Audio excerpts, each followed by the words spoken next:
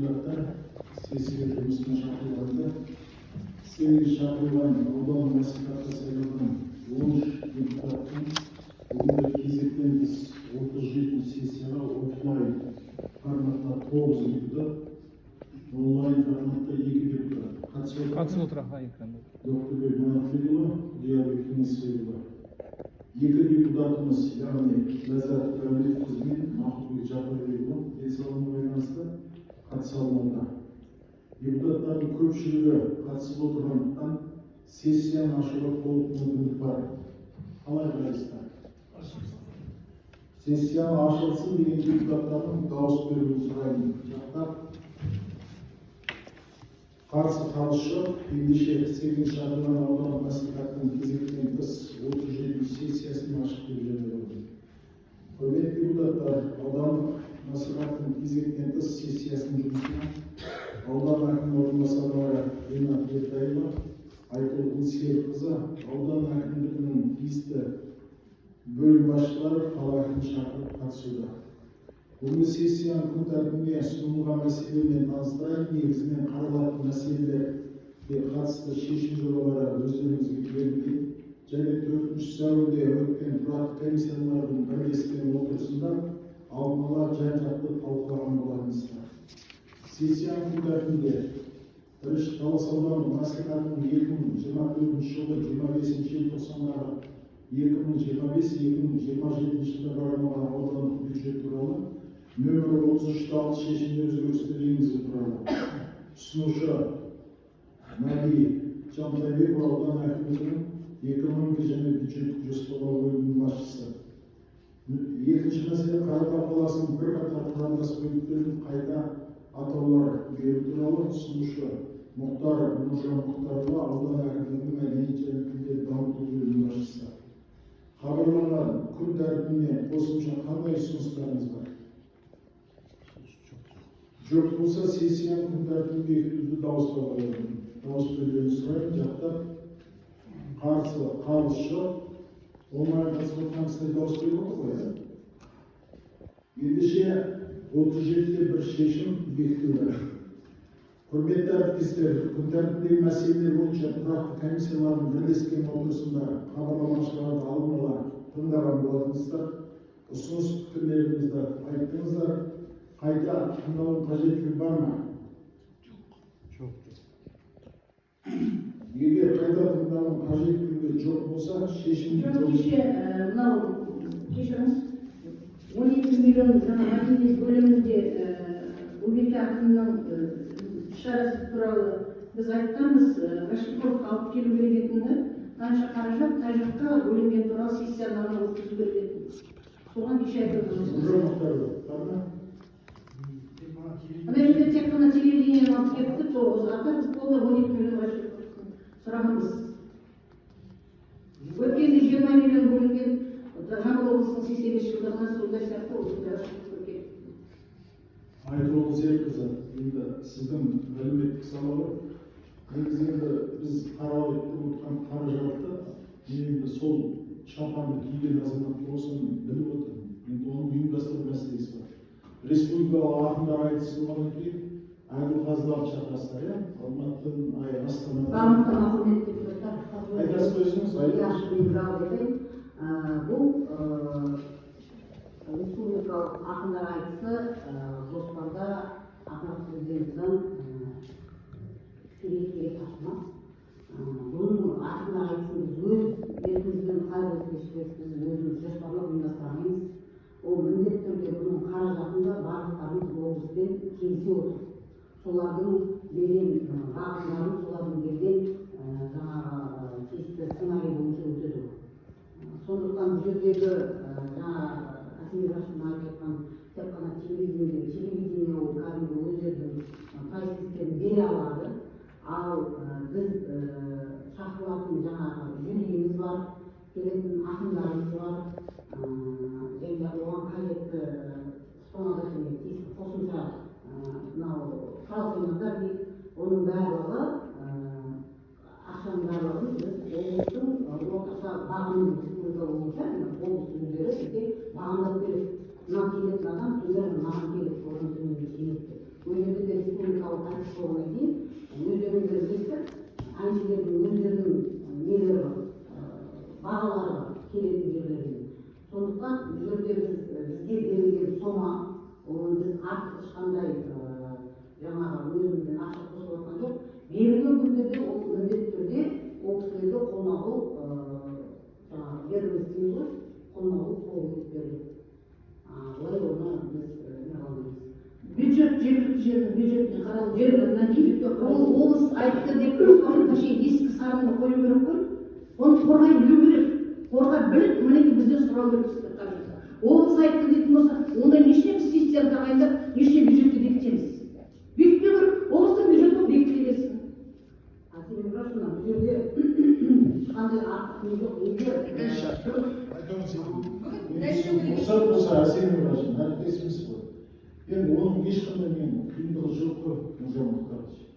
Мысалы, келетін айтыста республикалық ақындар айтысы болса, республикалық телеарна көрсетеді. КТК-ма, Хабар-ма, ұлттық арна-ма, или жаңағы Абайтова-ма біреу көрсетеді, ел арна-ма. Енді ол телеарнаға мынаны шығарып жатыр. Предварительно сөйлескен шығарсыздар. Оның Әділқазылар алқасы бар. Әділқазылар алқасы мысалы мен жармыл менің жай атым, халық менің шын атымда жүргізуші Аманжолайды айтты. Сол кісі жүргізуді Жүрсін Ерман Әділқазылардың төрағасы болып, Жанарбек Әшім жаңа мәжілістің депутаты. Енді бізден де болу керек қой жергілікті. Бірақ ол кісілер тегін Әділқазы болмай, ол кісілерге жаңағы келіп кеткен шығыны бар, жаңағы төлейтіндеріміз бар. Оны көрсетсеңіздер алдын. Одан кейін жаңағы келген ақындар келген кісілерге Әділқазылар. Енді екі күн, бір күнде болса да азансыз шай бересіз, түскі асын бересіз, кешке шарқыз боласыз. Келгенше қонақ, келгеннен кейін үй иесі бар. Осының бәрін енді шынымды мен білмеймін. Сосын бас жүлдеміз бар, бірінші орынбасшылар. Осы ең соңында қатысушының бәріне ынталандыру сыйлығы береді. Қазір сөйтіп жүрмеймін. Әйтеуір жолын өлтірмесін. Сонда шығынымыз қанша болды? Мен тұрақты комиссияда айттым. Бүгін соны бір-бір ол үш депутатқа шығарып жаңа сессия басталғанша қарап жейміз.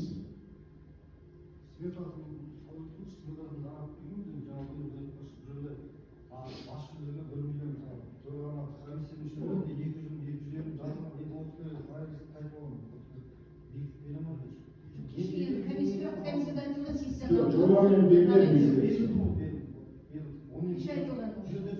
Ал айралыдан 10 қариядан шақырып отыр. Оқыстылар кейіннің аздан кешкен обед бар, 150 адам бар. Қазір ресторан білесі енгені 8 мың теңге тамағымыз. Одан кейін келетін әркісінен жататын бар. Осының алдында 20 мың өткізді, Қарақорда гостиница таппай болған. Бұл жерде 14 ақын айтты. Біз оны Ахметжан айттық. Біз осындай болған сендерде. Бірақ ол тараздағы гостиницаға жатқызамыз деді. Гостиница жататын орнының бағасын шығарып, айнысы жасап жүргеніміз керек. Дұрыс, оны бәріне келсін. Мұнсыз келмейді. Енді ағарар білесіз, әр неге жаңа жүйелерді 200 мың теңгеден қойылуы комиссия. Қатысушыларға 250 мың теңге, бас жүлдеге 1 миллион, 200 мың бірінші орын. Енді бұл жерде басқа ол кісілерден Қанағаттан дұрыстар ма?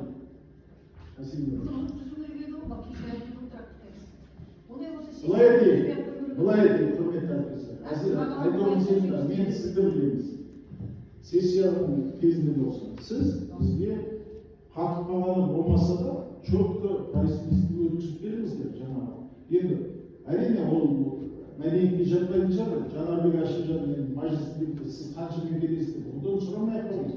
Бірақ жалпы нұсқасы қанша жобасы. Иә, 50 мың біз ұтыларымыз 50 мың жоба шығарып береміз. Соны өткізіп беріңіздер.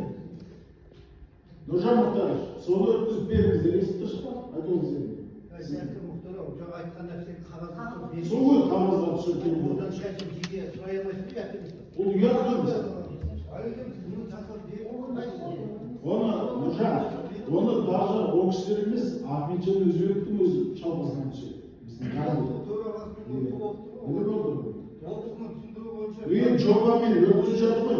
Облыстарға кімден сұрамайсыз, басқармаңыздың басшысы. Ахметжан Тосыбов жасап берді, Ғариф жасап берген, солтүстік жасап берді. Жүзде телевидениеден сұрады, телевидениеге 20 теңге солтүстік кеше сұрап еді, қазір бермейді. Ол жиырмасын қайтарып берді. Ол жылдың басында еді. Ол